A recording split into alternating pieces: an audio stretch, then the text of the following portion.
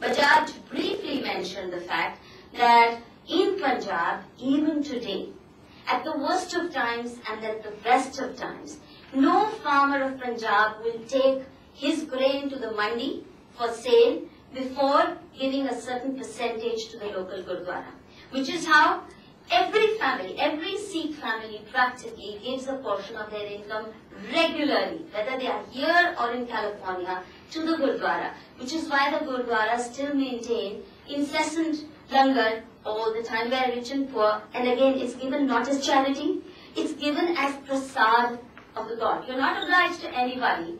Where the rich and poor sit down together, and the rich also consider it an honor to cook that food and to serve that food and to eat that food. It's so sacred that people send it. I know from here to California it is sent. London leke jaate hain Gurdwara ka langar.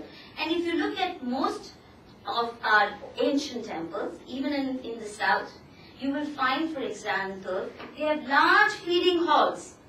And even the old buttons, utensils are huge, which were used for cooking, incessant langars and incessant food giving. So I think the institution, now we can't think beyond Narega and, all these measures for which again, this is a vote bargain. We are good guys because we are making you work and then giving you food grains. But giving food, ensuring nobody goes hungry, as an unconditional duty of the entire society.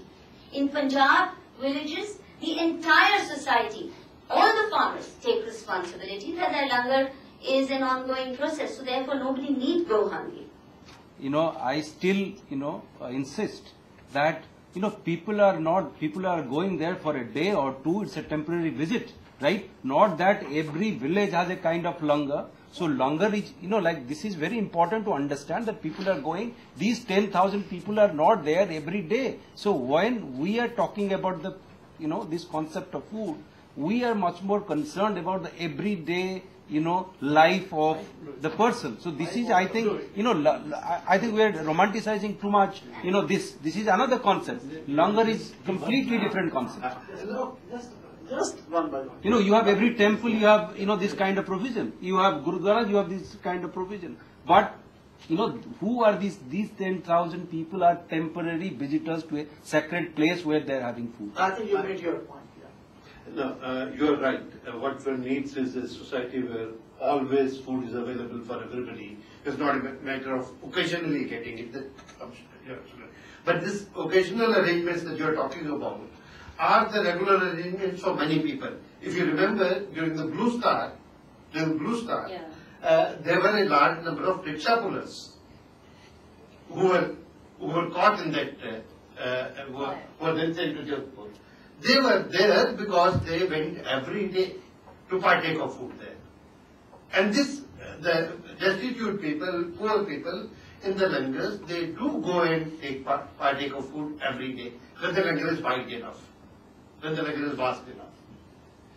And firstly, it's not true that it's an occasional visitor to the Gurudwaras. First, even today, not just here, but for example, even in Africa, Nairobi for example, when I went one time, I didn't have a place to stay. Where did I go? I went to the Gurdwara. There's a place to stay. Shelter is also an integral part of the responsibility of the Gurdwara and Guru Kalangar.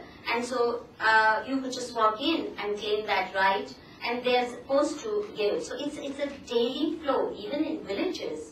The langar is a daily happening. It's not something you do. ये California में हो गया, England में होगा कि Sunday के Sunday, क्योंकि वहाँ जाने का टाइम नहीं है रोज लंगर खाने का, पर कुछ वहाँ रोज फिर भी बनता है, कुछ रोज वहाँ भी बनता है, पर संगत आके एक संडे को अमेरिका में या ऑस्ट्रेलिया में खाएगी क्योंकि टाइम नहीं, पर बाकी गुरुद्वारों में रोज बनता है लंगर।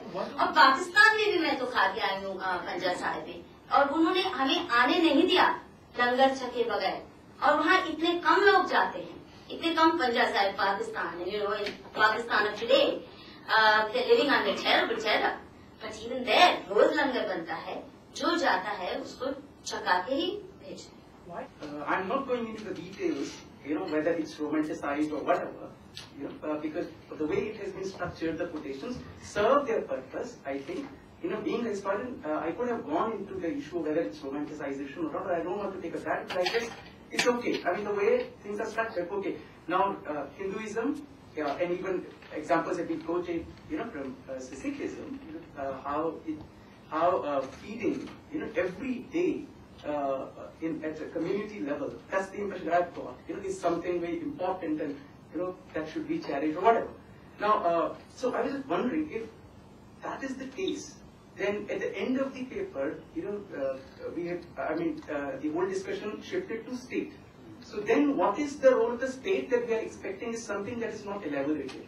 That's one. The second information I wanted to see is maybe because this conference is about Hinduism, perhaps because of that reason the speaker has talked about Hinduism.